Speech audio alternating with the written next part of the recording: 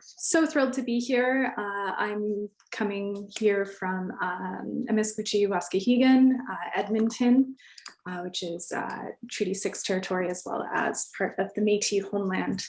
But we'll be talking actually about Inuit material culture and art, and specifically Attatsiaq. So next slide, please. Oh, shoot, this is, okay, sorry, different. That's okay, we'll roll. Sorry, next slide, please. So today I'll be speaking about Attatsiaq, an Inuk who lived in the southern portion of Nunavut in a region called Kivalliq, near today's community of Arviat, which used to be known as Eskimo Point.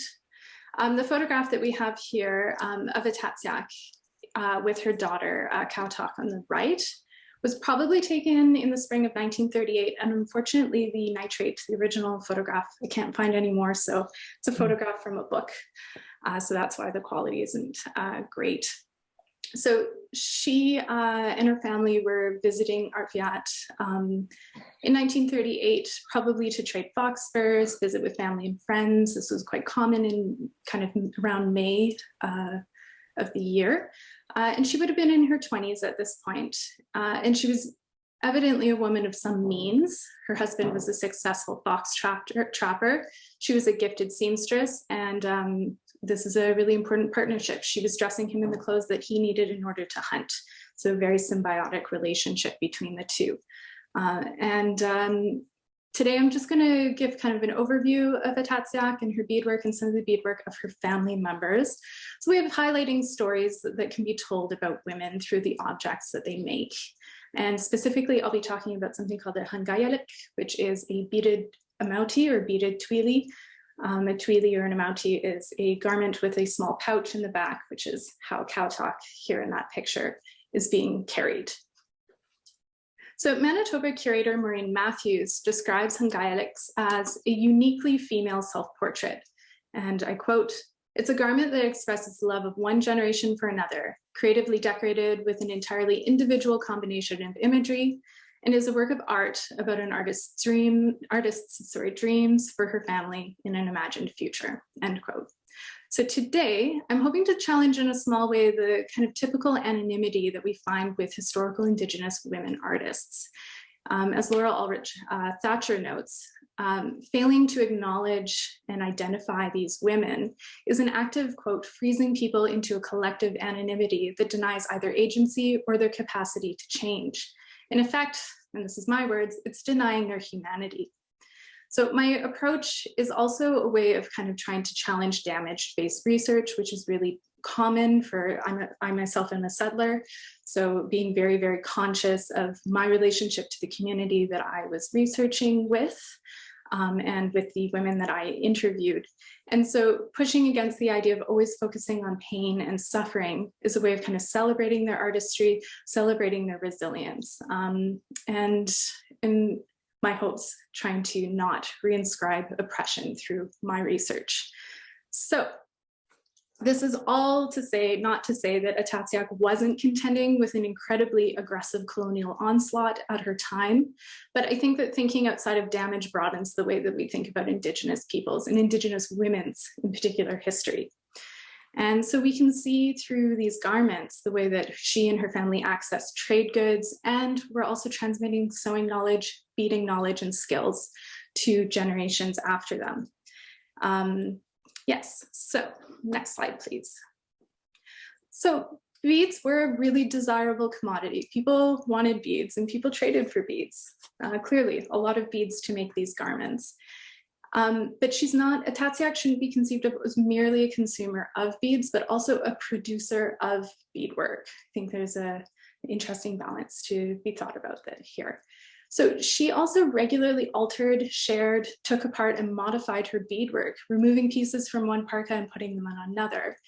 And I just have a quote here from a missionary, Donald Marsh, who knew Attatsiaq and wrote about her.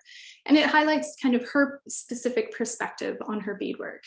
So I quote here, "Attatsiaq arrived at our house with her husband and relatives. She stood resplendent in a new, beautifully beaded coat.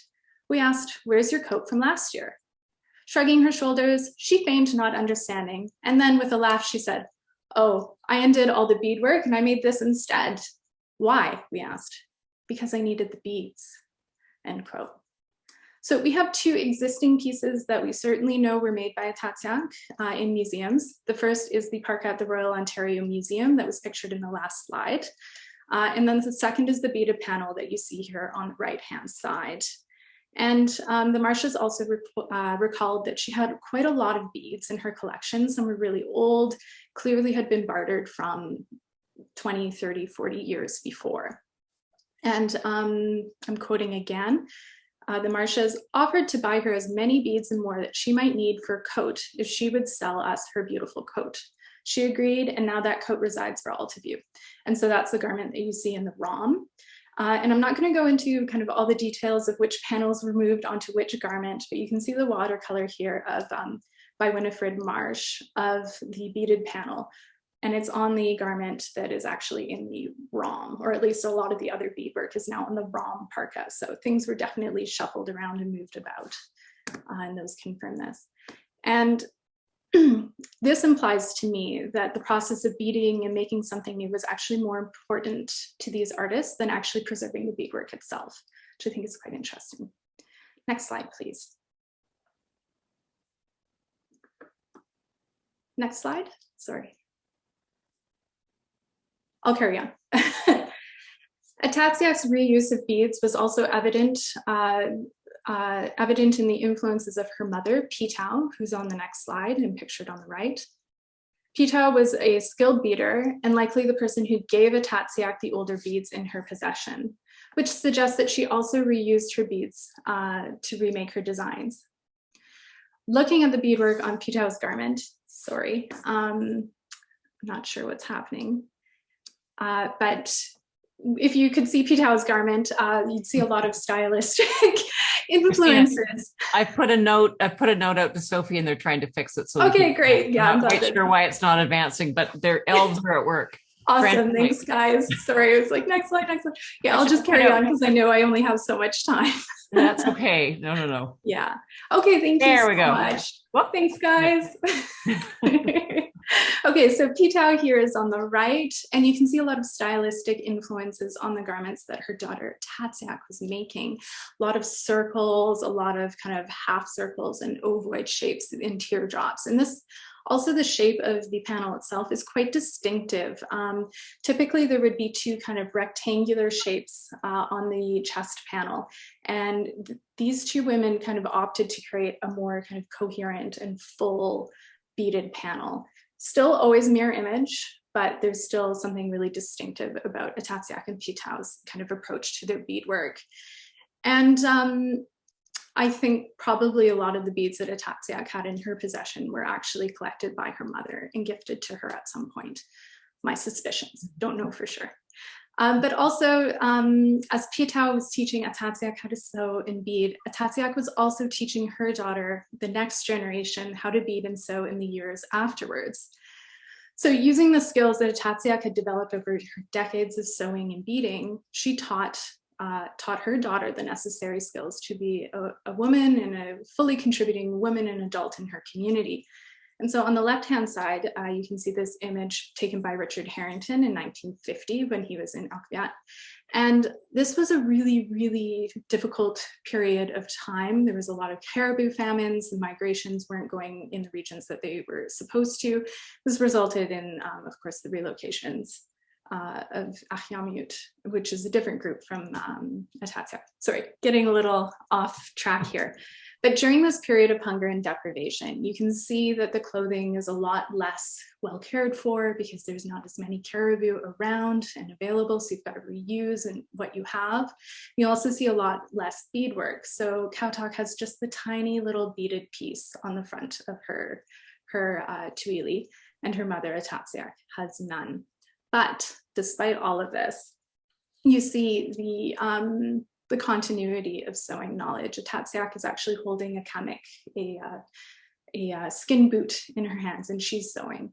And so Kautok is learning to sew from her mother despite the kind of deprivations that this community and this family was facing at the time. Next slide, please. So Attatsiaq passed away soon after giving birth to her daughter Joy Suluk in the 1950s. And Joy, who's photographed here and was one of the women that I had the great honor of interviewing, Joy was not taught how to sew from her mother, Attatsiaq, because of course Attatsiaq had passed away. And this could have been a moment of breakage, but because of Inuit kinship and adoptive practices, Joy still learned to sew thanks to her paternal grandmother who raised her, and that was Margaret Attatsiaq. And Margaret was the one who made the beadwork on Joy's Hungailik. And so Joy herself, however, made the fabric parka underneath the beaded panel. And recently, Joy sent me a photograph of the beaded panel on the right that she made. And she said that this was taken from and directly inspired by Attatsiaq's beaded panel at the Manitoba Museum. And she's giving this to her daughter. So this continuity continues. This sharing of beadwork, the sharing of beading knowledge is continuing through this family and this generation. So beading is a long-standing and valued skill in Arviat, and it comes from a heritage developed and heightened by women such as Pietau and Attatsiaq. And so by talking about Attatsiaq and the way that she and her family accessed, used, and transmitted trade goods, we can say Inuit women's artistic and economic lives in the early 20th century. And sewing is a point of massive pride for many women in Arviat, and they really recognize this rich heritage and they honor those skills. I think it really demonstrates the artistry resilience of Inuit women, both past and present. And I see the act of stitching clothes as a powerful act of stitching together family, community, and the wider world. And as Inuit women here are making parkas, the parkas are also making them. Thank you very much.